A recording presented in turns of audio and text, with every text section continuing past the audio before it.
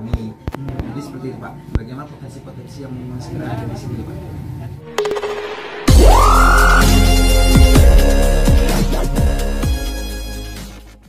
Amin. Jadi seperti itu Pak. Bagaimana potensi-potensi yang memang segera ada di sini Pak? Jadi begini ya, kita kan diskusi ya, karena saya dulu juga pernah yang melakukan kerja praktek ataupun namanya KKN ya. Jadi berdasarkan, karena saya kan udah mencoba di pemerintahan maupun di legislatif. Jadi saya kenalkan, nama saya Haji Patirata, STMT, saya S1 saya teknik sipil, S2 saya master manajemen dan master teknik di UNDIP. Saya perlu, karena tadi ya para mahasiswa KKN ini kebangsaan ya, KKN yang ada di desa Mudung Darat ini, saya tengok ada dari Universitas Bengkulu, ada dari Syahkuala Aceh, dan ada dari Universitas Samudra Aceh, dan ada dari Jambi, Riau. Universitas Riau. Jadi perlu saya memberi artilah sedikit wejangan lah ya, artinya karena saya lebih tua, lebih dahulu dari adik-adik, saya perlu memberikan gambaran supaya adik-adik untuk ber-KKN ya kan, kuliah kerja nyata di desa ini, supaya ada artinya berkontribusi lah terhadap desa ini, baik pemikiran, baik masukan ya, maupun saran ya, dan apa sih poin-poin skala prioritas yang diambil dari potensi yang ada di desa ini. Tadi kan saya sudah dapat diskusi nih bahwa kami Pak ada 3 item ya kan, yang harus kami catat, kami rekam dan kami sampaikan kan gitu, itulah menjadi laporan. Pertama tadi kan di bidang pendidikan. Di bidang pendidikan kamu harus mempelajari undang-undang pendidikan. Berapa kita kan wajib belajar sekarang bukan 9 tahun lagi, 12 tahun. Nah, coba kamu inventarisasi. Undang-undang ini kan tugas pemerintah. Kalaulah pemerintah membuat undang-undang pendidikan 12 tahun, artinya sarana, prasarana itu tanggung jawab pemerintah selama 12 tahun. Nah, disitulah kamu kaji. Nah, di dalam poin pendidikan kamu survei, kamu lihat lagi menengah ke atas kehidupannya, ada penghasil sawit. Di sini ya, di lingkungan kamu lihat juga ada yang paling miskin, ada yang miskin itu terurai pula, miskin karena tidak punya pekerjaan, pengangguran, miskin karena sakit, mungkin ada disabilitas ya dah. Nah, kan ada yang cacat, pokoknya macam-macam, ada yang sakit tahunan dan lain-lain. Nah, kemudian miskin yang buta huruf, tidak punya pendidikan, ya kan? Karena tidak punya sekolah dan lain-lain. Nah, kategori-kategori ini kamu lihat.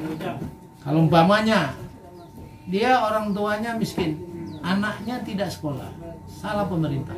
Harus ada bantuan sekolah gratis, kan itu? Nah, coba kamu inventarisasi. Itu di segi pendidikan. Nah, di segi pendidikan ketahuan lagi nanti kamu SD bagaimana jumlah gurunya.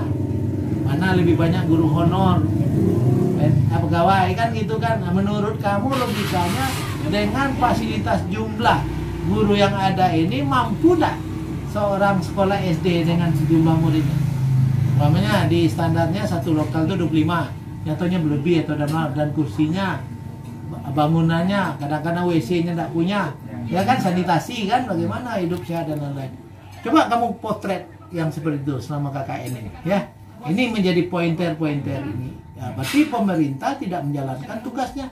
Jangan-jangan di sini umpamanya ada sekitar berapa persen yang sekolah, masih ada tidak sekolah karena tidak mampu, tidak dibantu oleh pemerintah. Yang kemudian umpamanya satu SD menuju perlu infrastruktur jalan untuk sampai sekolah. Nyata-nyata orang tidak bisa bersekolah gara-gara di saat hujan, ya kan? Di saat apa? Karena jalan tidak ada, ya kan? Artinya terganggu pendidikan gara-gara sarana dan prasarana. Betul? Betul tak? Nah, kami bicara tadi kan itu kan pendidikan, banyak itu lagi. Artinya termasuk nanti kamu hitung masih ada tak buta aksara Al-Quran ataupun baca Latin. Yang kemudian kamu ambil lagi di sektor ekonomi kerakyatan. Kamu uraikan dulu petani, peternak kambing, peternak sapi, punya umo, sawah. Kamu inventarisasi. Sekarang berapa penghasilan? Dulu sekian penghasilan, sekarang sekian karena pandemi COVID-19. Apa? Dan apa untuk dia menunjang supaya dia secara ekonomi kerakyatan ke depan dia mau semangat peternak, petani dan lain-lain. Nah, ini saya kan mungkin kamu lah yang menyuplai ke bawah. Nah, yang ketiga tadi pariwisata. Nah, pariwisata apa kira-kira yang kamu bisa angkat di sini? Kan bisa jadi ada lingkungan dibuat ada 2 hektar 3 hektar lahan, dibuat tanaman jeruk atau tanaman ya bermacam-macam, bisa jadi menjadi potensi agrowisata. Ayolah, ya kan, orang membeli jeruk langsung ke tempatnya, umpamanya. Kan banyak variasi-variasi. Nanas, kayak nanas. Atau di sini kan mungkin ada nanas. Di sini paling apa? Sawah. Kan ada namanya pariwisata, ya. Dan kamu lihat tuh paritas apa yang cocok di sini, ya. Apakah padi, tanam apa nih, palawija. Nah, dan palawija dulu kami sini bagus Pak, sekarang berhenti. Kenapa? Dulu bersawah kami, dulu banyak pendapatan kami Pak, sekarang berhenti. Begitu juga nelayan, umpamanya nanti yang menangkap ikan yang di sungai-sungai. Dulu kami ngambil ikan Pak, tapi kendala sekarang gini-gini. Nah, itu kan ekonomi kerakyatannya tidak jalan. Nah, apa fungsi kamu? Kamu itulah kamu laporkan. Kalau perlu ya, dari laporan kamu KKN ini, lapor juga ke universitas masing-masing dan laporkan juga kepada kalau boleh disampaikan ke bupati, pemerintah melalui kepala desa, sampaikan ini loh potret desa Mudung Darat ini, dan ini jadi tugas pemerintah. Kalau kami selaku KKN, kami udah merekam, mencatat dan menyampaikan dengan data-data 1 bulan selama ini kami KKN di sini. Ya tak? Nah, itu yang paling pas. Lengkapi lah, apalagi zaman sekarang udah handphone ada, punya ada, data juga ada, bukan umpama di sini berapa luas pertanian, berapa luas perkebunan, berapa jumlah sekolah, kan itu kan? Nah, berapa satu koran login, dan kamu catat ada teorinya. Lokal itu 25, kenapa ini 50? Kenapa lokal yang lain tidak punya kursi, tidak punya dan lain? Kira-kira apa dak? Ngerti dak? Ada poin-poin. Udah tergambar kan? Ada fungsinya saya selaku DPR, tupoksi dalam 3, penganggaran, pengawasan, dan legislasi, membuat peraturan daerah. Artinya masukan kamu ini juga potret juga bagi saya, dasar saya juga untuk bagaimana dalam rangka penganggaran ke depan yang menyangkut wewenang anggaran APBD provinsi ini bisa saya intervensi. Karena infrastruktur, tadi bisa juga dapat masukan dari mahasiswa-mahasiswa yang ber-KKN. Kan ada gimana kan? Ada manfaatnya kan?